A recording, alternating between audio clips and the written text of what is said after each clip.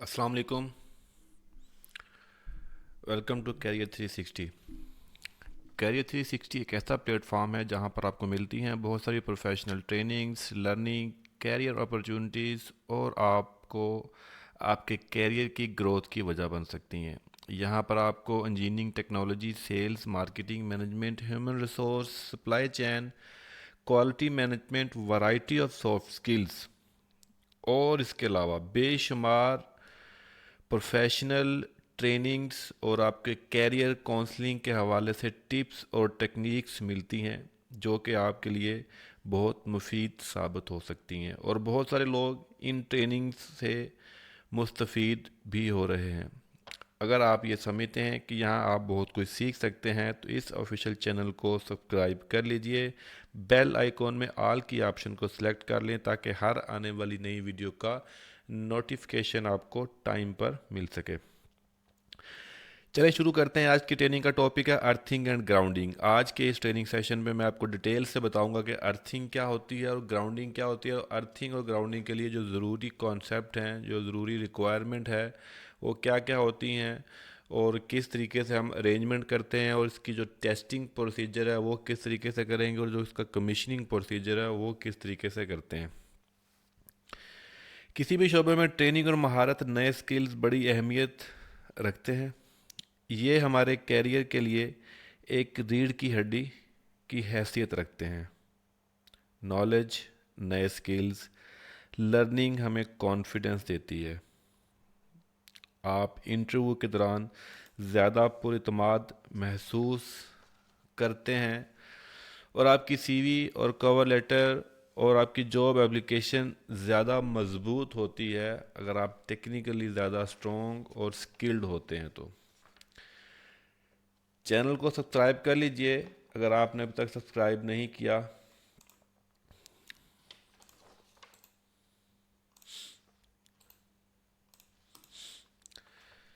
Difference between earthing and grounding. यहाँ पर मैं आपको जो डिफरेंस है, अर्थिंग और ग्राउंडिंग दोनों लफ्ज़ आप सुनते हैं, कहीं पर अर्थिंग आपको लिखा हुआ मिलता है, कहीं पर बोलने में या सुनने में आपको ग्राउंडिंग का वर्ड भी आपको मिलता है। तो मैं इन दोनों की कन्फ्यूजन जो है वो भी क्लियर करूँगा इस ट्रेनिंग के शुरू में, ताकि आपको ईजी अंडरस्टैंडिंग हो जाए कि what is the difference between earthing and grounding. Grounding is the current carrying part is the connecting to the ground.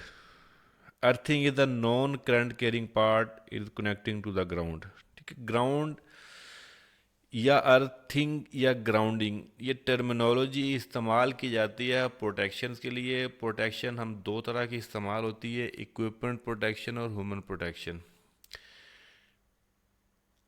हम ज़मीन के अंदर ग्राउंड करते हैं, ग्राउंड एक अर्थ पिट बनाई जाती है। ज़मीन के अंदर एक बोर करने के बाद हम उसके अंदर कंडक्टर का रोप या कंडक्टर की स्ट्रिप डालते हैं, जो हाँ जिसके लिए हम एक मिनिमम रेजिस्टेंस वाला एक पॉइंट जो है वो अरेंज करते हैं, ताकि जो करंट है, जो फॉल्ट करंट है, वो ग्राउंड हो सके, वो मिनिमम रेजिस्टेंस की तरफ ट्रैवल कर सके। क्योंकि करंट की ये प्रॉपर्टी है, करंट हमेशा जो इजी पाथ है, जो मिनिमम रेजिस्टेंस होती है, वो उसकी तरफ ट्रैवल करता है। जहाँ उसको रेजिस्टेंस कम मिलेगी वो उस साइड पे ट्रैवल करता है।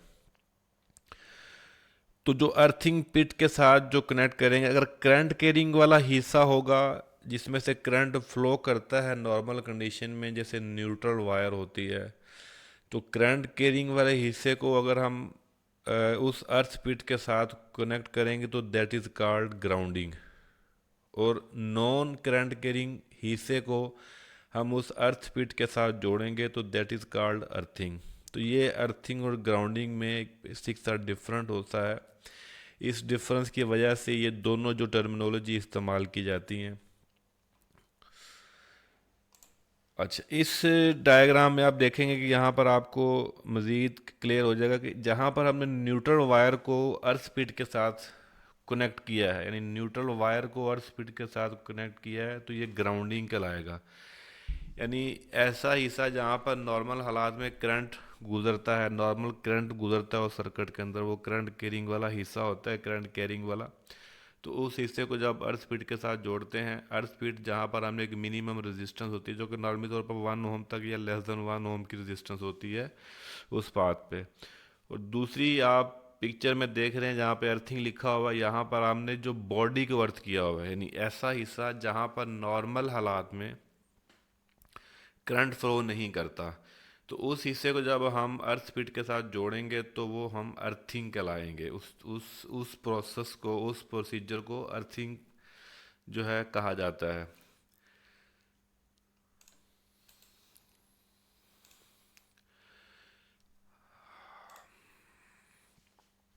अर्थिंग और ग्राउंडिंग बेसिकली प्रोटेक्शन है, हम ये सेफ्टी के लिए करते हैं। इसमें इक्विपमेंट की प्रोटेक्शन होती है, जो वो मशीन या वो जो पैनल या वो जो एक आपका जो इक्विपमेंट है उसकी प्रोटेक्शन के लिए इस्तेमाल किया जाता है।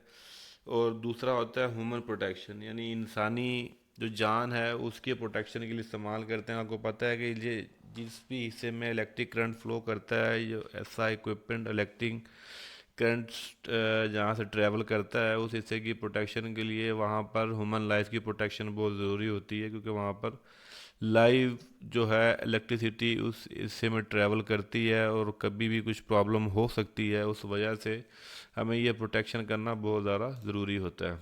ट्रांसफार्मर में नॉर्मली तौर पर स्टार डेल्टा कनेक्शन होता है। स्टार में आपको पता है कि इसमें एक फायर न्यूट्रल की होती है जो स्टार कनेक्शन होता है, और जो न्यूट्रल को हम नॉर्मली तौर पर जो है वो अर्थ स्पीड के साथ जोड़ते हैं, जो कि ग्राउंडिंग कराता है। हम ग्राउंड कर देते हैं उसको, ताकि किसी फॉल्ट की सूरत में, शॉर्ट सर्किट की सूरत में या फॉल्ट अर्थ फॉल्ट की सूरत में वो वहाँ पर जो है वो प्रोटेक्शन हो सके। अगर इस स्टार कनेक्शन में आप देखेंगे तो इस स्टार कनेक्शन में आपको एक न्यूट्रल वाला हिस्सा मिलता है जो कि स्टार के सेंटर में से मिलता है। दैट इज का स्टार कनेक्शन। ये हेल्दी पावर सिस्टम में देखें, यहाँ पर आपको लाइन टू लाइन वोल्टेज और फेज टू फेज वोल्टेज और लाइन वोल्टेज और फेज वोल्टेज जो है वो इस तरीके से होते हैं। फेज जो वोल्टेज कहलाते हैं वो एक फेज टू फेज वोल्टेज होते हैं, जो जो वी लाइन कहते हैं लाइन वोल्टेज होते हैं, और V phase P voltage line voltage होते हैं, जो एक लाइन से दूसरी लाइन के दरमियान, that is called the line voltage. And otherwise the phase voltage, एक फेज और न्यूट्रल के दरमियान जो वोल्टेज होते हैं वो फेज वोल्टेज कहलाते हैं।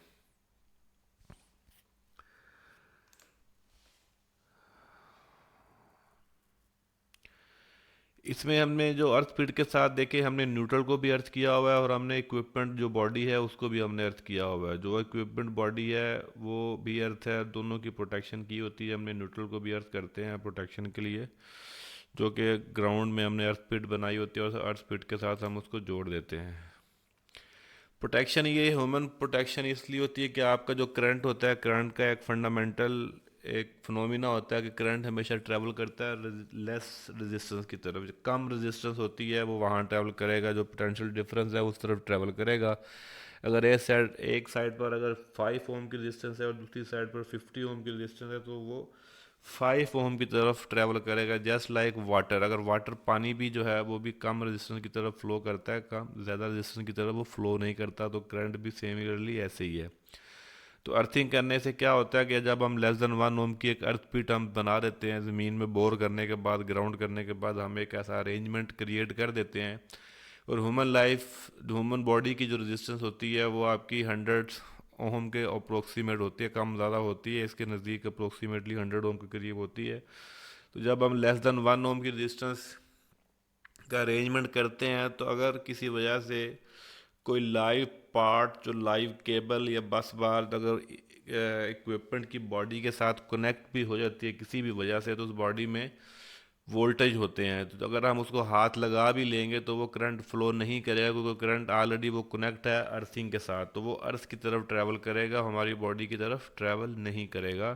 तो ये कॉन्सेप्ट है बेसिकली अर्थिंग की प्रोटेक्शन के लिए, अर्थिंग की सेफ्टी के लिए। ये इस डायग्राम से भी ज़रा आपकी क्लैरिटी हो जाएगी कि इसकी प्रोटेक्शन जो है वो ग्राउंड की तरफ चला जाता है फॉल्ट करंट आपका। एक टाइप्स ऑफ अर्थिंग कितनी तरह की होती हैं आपकी अर्थिंग टाइप्स? कन्वेंशनल अर्थिंग होती है और मेंटेनेंस फ्री अर्थिंग होती है। दो तरह की जो टाइप्स होती हैं आपकी इस तरह के, उसको मज़ीद मैं एक्सप्लेन करता हूँ। The conventional earthing call for the digging of the large pit into which the GI pipe और a copper plate is positioned in the middle layer of the charcoal and salt. It's required to maintenance and puring of the water at regular interval. अच्छा, earthing में एक तो हम dig out करते हैं, उसमें हम दो तरह के ये केमिकल इस्तेमाल करते हैं, चारकोल और साल्ट। ये दोनों केमिकल्स की वजह होती है, ये क्यों हम इस्तेमाल करते हैं, इसकी रीज़न होती है, वो मैं आपको बताता हूँ कि चारकोल और साल्ट क्यों इस्तेमाल किया जाता है। साल्ट जो होता है बेसिकली उस सॉइल की जो वो मिट्टी होती है जहाँ पर हम वो एक बोर करते हैं वाटर लेवल तक, उसमें हम साल्ट डालते हैं। साल्ट जो होता है ये एक केमिकल है, एक सोडियम होता है साल्ट, जो कि साल्ट क्या करता है, कंडक्टेंस जो होती है उसको बढ़ाता है, यानी करंट गुजारने की जो सलाहियत है उसको इंक्रीज करता है, रेजिस्टेंस कम करेगा। इसलिए हम वहाँ पर साल्ट का इस्तेमाल करते हैं, सोडियम का।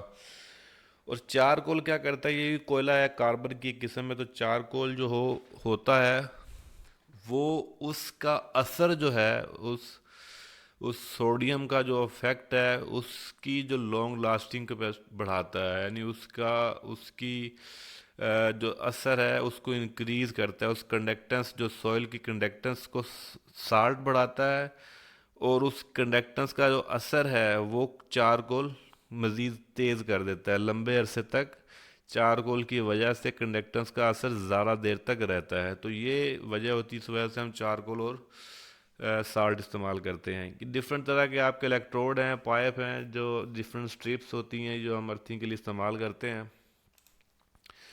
प्लेट अर्थिंग भी होती है। In this type of earthing is plate either the copper of GI, galvanized iron, GI stands for galvanized iron, is buried into the ground at the depth of the not less than the 3 metre from the ground level. अगर हम अर्थ plate इस्तेमाल करते हैं तो उसकी जो length होती है वो 3 मीटर तक हम उसको ज़मीन में डालते हैं।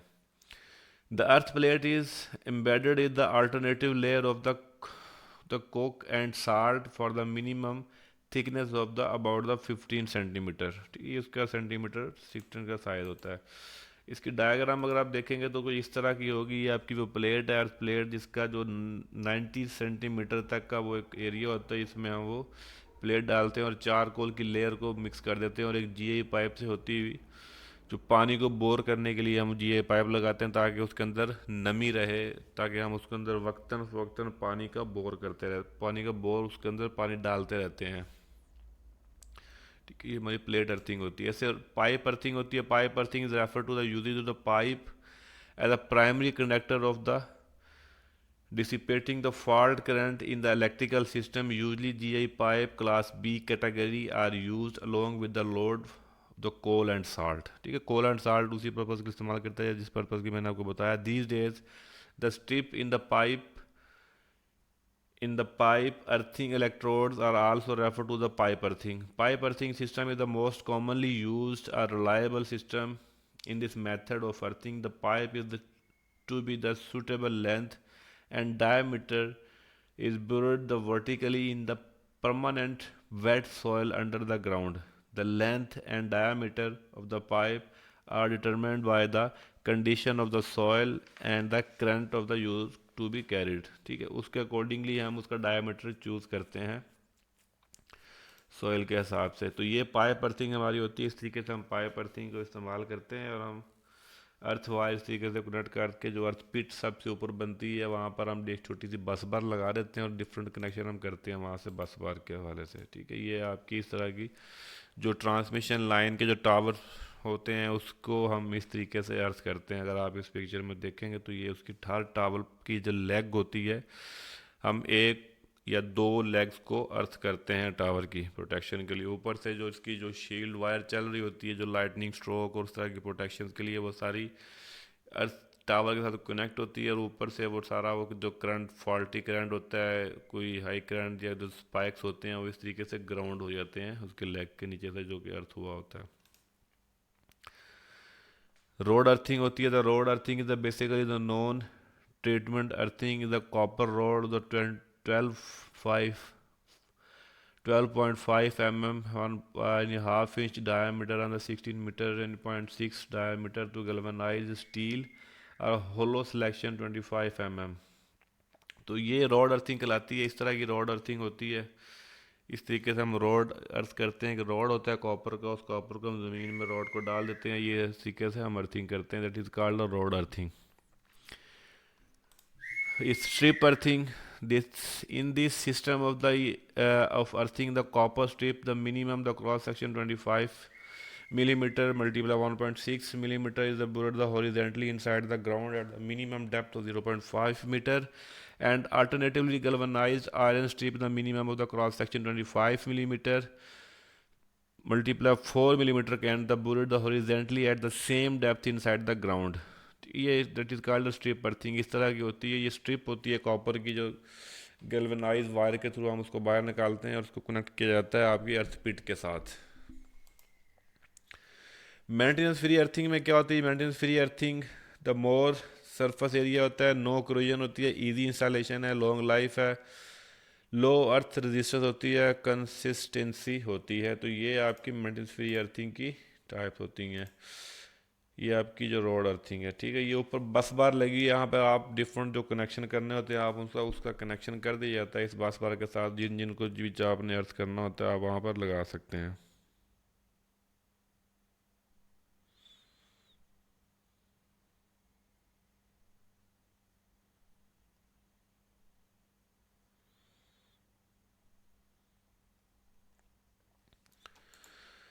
Application of earthing. अभी एप्लीकेशन की बात है, जैसे मैंने शुरू में बताया कि एप्लीकेशन जब पर्पस क्या होता है, protect human against lightning and earth fault condition, protect the premises against the lightning and earth fault condition, provide the low resistance and safe path of lightning and fault current, all metallic enclosure and extraneous conductive parts are the equiptational और low voltage system अर्थ। ये वो सारी चीज़ें जो मैंने आपको बताई हैं कि एप्लीकेशन हमारी क्या होती है, हम रिक्वायरमेंट क्या होती है, हमारा फॉल्ट करंट, लाइटिंग स्ट्रोक, ये सारी चीज़ों को हम ग्राउंड करने के लिए, लो रेजिस्टेंस की तरफ रेफ़र करने के लिए हम एक अर्थिंग का अरेंजमेंट करते हैं ताकि वहाँ से उसकी हमारी प्रोटेक्शन हो सके। फंक्शन क्या हो गया आपका? इक्विपमेंट अर्थिंग होगी, जो कि path for the fault current, the lower touch voltage protection against electric shock, lightning earth, low resistance path to diverse the current under the lightning attack। Telecom earth होता है, telecom के protection के लिए लगाया जाता है, और कंप्यूटर अर्थ होता है जो कंप्यूटर की प्रोटेक्शन और पावर सप्लाई की प्रोटेक्शन के लिए लगाया जाता है। मतलब मेन कॉन्सेप्ट वही है, सेम रहता है, हम उसका नाम चेंज कर देते हैं, कंप्यूटर का अर्थ और टेलीकॉम का अर्थ। Two classes of protection, the class one protection, class two protection. Class one protection क्या हो गया? Use of the barrier, the insulation and the connection of the protective conductor to equipment metallic enclosure into the order to protect the against electric shock। Class 2 protection में beside of the basic insulation additional layer of the insulation apply to the enclosure, therefore no extraneous conductive part, the additional layer is the independent to the basic insulation so that under failure of the basic insulation it offer the additional protection. तो ये दो तरह की class protection आपकी होती है earthing के हवाले से। टाइप्स ऑफ अर्थिंग में आपकी सप्लाई सिस्टम अर्थ हो जाएगा, सिस्टम अर्थ है, इलेक्ट्रिकल सेफ्टी अर्थ है, लाइटनिंग अर्थ, जनरेटर अर्थ, प्रोटेक्शन अर्थ, टेलीकॉम अर्थ, शील्डिंग अर्थ, इंटीग्रेटेड अर्थ। ये टाइप्स हैं इस्तेमाल के हवाले से। जैसे आप उसको जनरेटर के लिए अर्थ इस्तेमाल करेंगे तो वो जनरेटर अर्थ कहलाएगा, आपका ट्रांसफार्मर अर्थिंग करेंगे तो वो ट्रांसफार्मर अर्थ कहलाएगा, टेलीकॉम का इक्विपमेंट के लिए अर्थ करेंगे तो वो टेलीकॉम अर्थ कहलाएगा। शील्डेड अर्थ मतलब एक शील्ड वायर होती है यार, केबल के अंदर प्रोटेक्शन के अंदर कुछ हमारा इलेक्ट्रॉनिक के कंपोनेंट होते हैं, उसकी हम कम्युनिकेशन सिस्टम की वायर्स होती हैं, जैसे different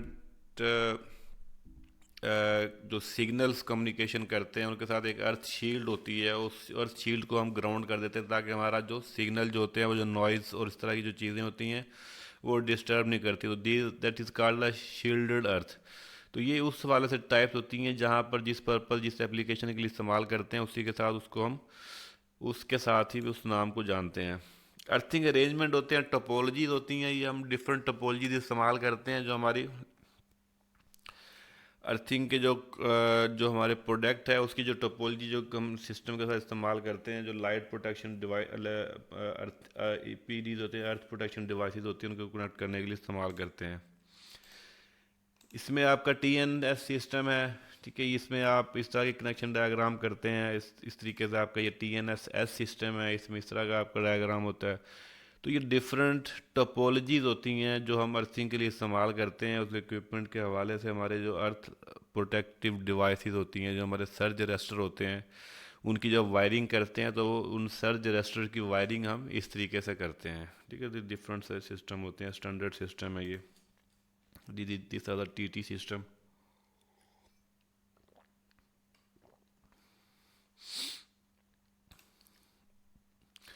factor affect to the earth impedance. Factor कौन से फैक्टर हैं जो अर्थ की इम्पीडेंस के ऊपर इफेक्ट डाल सकते हैं? आपकी सॉइल है, वेदर है, इलेक्ट्रोटाइप है। सॉइल आपकी जो ज़मीन है, जिस ज़मीन के ऊपर आपने अर्थिंग करनी है, वो ज़मीन कैसी है, वो रेतली है, वो मिट्टी ज़्यादा है, वो पत्थर है, पहाड़ी एरिया है, वो किस तरह का है, वो डिपेंड करेगा। वेदर आपका डिपेंड करेगा, मॉइस्चर वाला वेदर है तो वो अच्छा वेदर है आपका, खुश्क वेदर है तो वहाँ पर इम्पैक्ट आपकी जिसम जल्दी जल्दी बढ़ जाएगी। इलेक्ट्रोड आपका कॉपर का है, एलुमिनियम का है, लोहे का है, किस चीज़ का इलेक्ट्रोड है, साइज उसका डायमीटर किस तरह का है, near by utilities electrode in the parallel, दो इलेक्ट्रोड हैं तो कम हो जाएगी अर्थिंग, डिस्टेंस बिटवीन इलेक्ट्रोड। तो ये वो फैक्टर हैं जो उसकी अर्थिंग की इम्पीडेंस के ऊपर इम्पैक्ट आ सकता है इन वजह से, ठीक है। अर्थिंग आपकी कंट्रोल हो सकती है। सोयल रजिस्टिविटी आप कैसे चेक कर सकते हैं? Resistivity of earth may very over extremely wide limit depending on the composition of the soil and the moisture content. Factor that affect the resistivity, type of earth, जैसे clay है, लोम है, sandstone, granite, ये इसके impact आता है, आपकी resistance कम ज़्यादा हो सकती है। मॉइस्चर कॉन्टैक्ट है, टेम्परेचर है, केमिकल कंपोजिशन है, ठीक है। इस वजह से हम साल्ट वगैरह डालते हैं ताकि इस सॉइल की रेजिस्टेंस को बढ़ाने के लिए, रेजिस्टेंस को कम करने के लिए, इम्पीडेंस कम करने के लिए हम उसमें चारकोल और साल्ट वगैरह का इस्तेमाल करते हैं इसी वजह से। ये हमारी इसके मेजरमेंट करने का मेथड है, इस फार्मूले से हम उसकी मेजरमेंट कर सकते हैं। डिफरेंट ये फार्मूले से कैलकुलेशंस की जा सकती हैं। Type of earth electrode, solid copper, copper इसमें डिफरेंट तरह के कॉपर के आपके इलेक्ट्रोड हो सकते हैं, हॉलो हो सकता है और सॉलिड हो सकता है, कॉपर का हो सकता है, एल्यूमिनियम का हो सकता है। Earth resistance of electrode, soil exhibited the resistance that follow the electric current note and the ideal conductor resistance can never be zero। कभी भी रेजिस्टेंस जीरो नहीं की जा सकती है, हम मिनिमम होती है। जब भी हम स्टैंडर्ड रखते हैं वो लेस देन 1 ओम की रिक्वायरमेंट होती है। इंटरनेशनल जो स्टैंडर्ड है that is should be the less than 1 ohm, the international standard of earthing resistance, earthing impedance less than 1 ohm. तो बट 1 ओम, अगर 1 ओम भी हो जाए, लेस देन 1 ओम ना हो, 1 ओम भी हो, 2 ओम भी हो इवन, तो वो चल जाती है, 3 ओम भी चल जाती है, लेकिन बेहतर ये है कि आपकी लेस देन 1 ओम हो, तो वो एक एफिशिएंट अर्थिंग कहलाती है।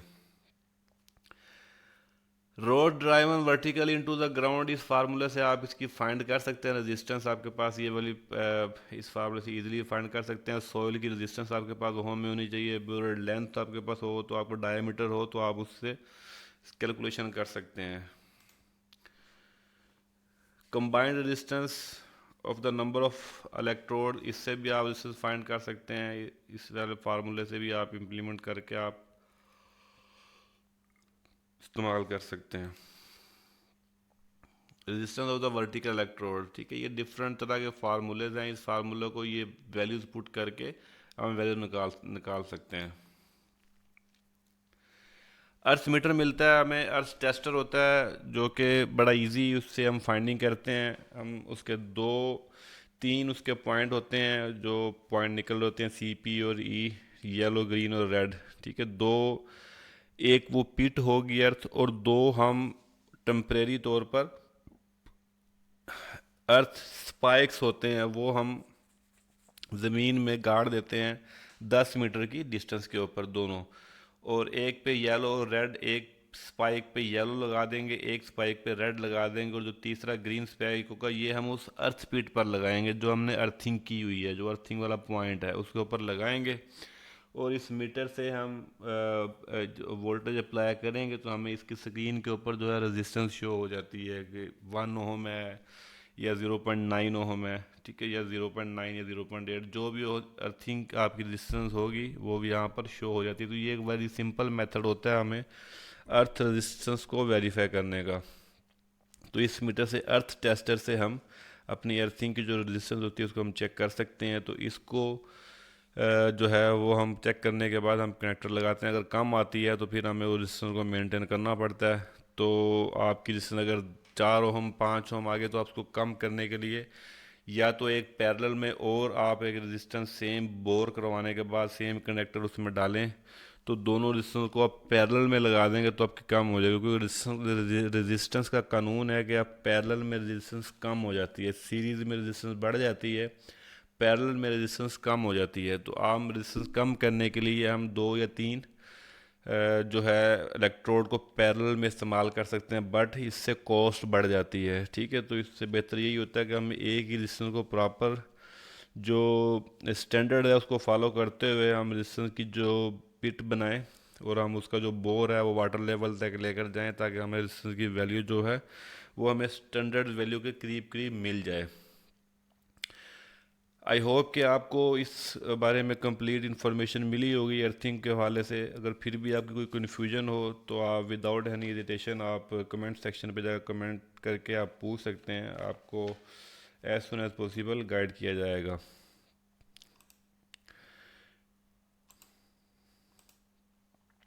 मिलते हैं अगली किसी शानदार वीडियो में, तब तक के लिए अपना ख्याल रखिएगा। Wish you all the best of luck. Thank you very much. अल्लाह हाफिज़।